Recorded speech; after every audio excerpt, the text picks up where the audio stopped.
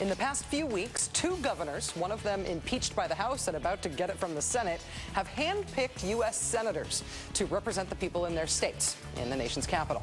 Citizens of Illinois, like, say, Michelle and Barack Obama, they got no say in the matter whatsoever. Rod Blagojevich, he got to say who the senator would be, and he did some more saying that one must really hear to appreciate today. We will have more on that Blagojevich tape coming up in a moment. First, though, it's time for a couple of holy mackerel stories in today's news. The Obama administration has shot missiles into Pakistan. Or at least somebody who works for the Obama administration has done so. The U.S. launched two airstrikes inside Pakistan today, reportedly aimed at al-Qaeda targets. Even though the U.S. doesn't generally acknowledge launching such strikes, the attacks are thought to have been carried out by CIA Predator drones. Today's strikes reportedly killed at least 14 people, 5 suspected militants. Pakistani officials are reporting that 3 of those killed were children. Even though the Obama administration has tried to make a sharp break with many Bush national security policies, these are the first such attacks inside Pakistan since Obama was sworn in. NBC News has learned that the strikes did not require specific approval from the White House, although apparently Mr. Obama was briefed on the mission. The strikes are part of a long-running campaign in which the CIA has the authority to plan and launch attacks against al-Qaeda and Taliban targets inside Pakistan without kicking the decisions on strikes further up the chain of command. So just to be clear here, the president was briefed, but these missile strikes don't require his approval? Doesn't that sort of mean that the Obama administration has implicitly signed off on the Bush administration's policy of shooting into Pakistan? Or does this mean that the CIA is just fighting its own war over there, regardless of the commander-in-chief? Press Secretary Robert Gibbs would not comment on the missile strikes today at his press conference, but ultimately somebody is going to have to do some explaining about where exactly we are at war and under whose terms. In our second story tonight, on the campaign trail, candidate Obama initially pledged that he would not allow lobbyists to work in his White House. Then, before the Iowa caucuses, Mr. Obama got more specific, saying that lobbyists would not be allowed to run the Obama White House. On Wednesday, President Obama issued an executive order, on ethics commitments, which bans anyone from serving in his administration if they lobbied an executive agency in the preceding 2 years.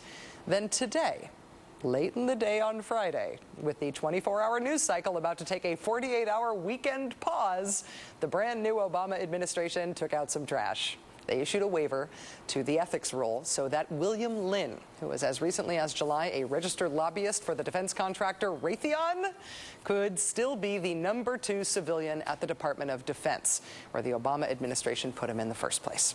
Raytheon's tentacles into the Pentagon are thought to be so wide-ranging that recusing this officer from specific issues related to Raytheon may be nearly impossible. It may make it impossible for him to do his job.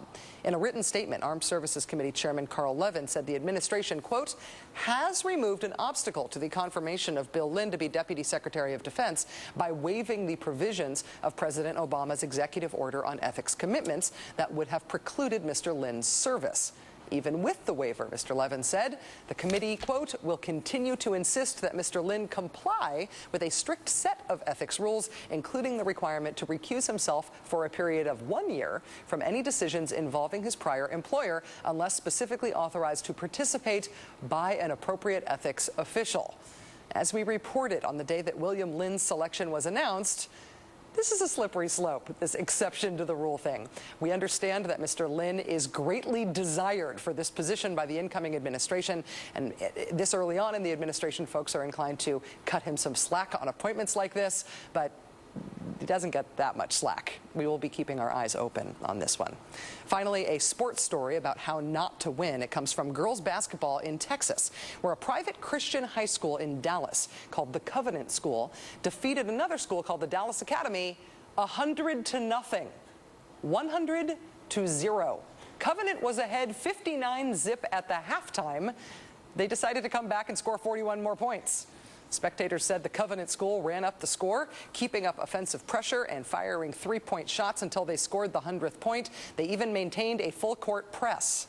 Dallas Academy is a very small school, 20 girls total, which offers small classes for children with dyslexia and what they call other learning differences.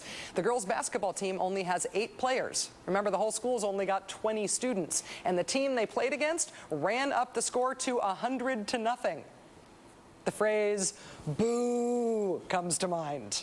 Now, the Covenant School issued an apology yesterday, remarkably, and they have asked to forfeit the game because they said, quote, victory without honor is a great loss. On the school's website, their statement said, quote, it is shameful and an embarrassment that this happened. This clearly does not reflect a Christ-like and honorable approach to competition. We humbly apologize for our actions and seek the forgiveness of Dallas Academy. TAPS, Texas Association of Private and Parochial Schools, and our community. The Dallas Academy Bulldogs haven't won a game over the last 4 seasons. So if the forfeit is accepted here, this will mark their very first win. And we, of course, will be rooting for their next one.